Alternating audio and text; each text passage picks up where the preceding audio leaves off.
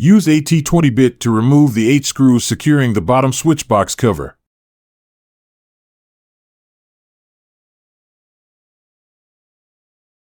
Use a T20 bit to remove the 2 screws securing the top switch box assembly to the handlebar. Unplug the 2 connectors from the top switch box assembly, then remove it from the handlebar.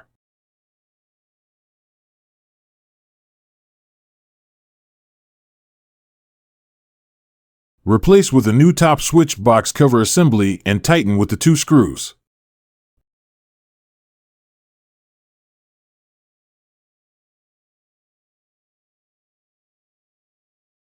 Plug in the 2 connectors and route all the wires in the wire traps.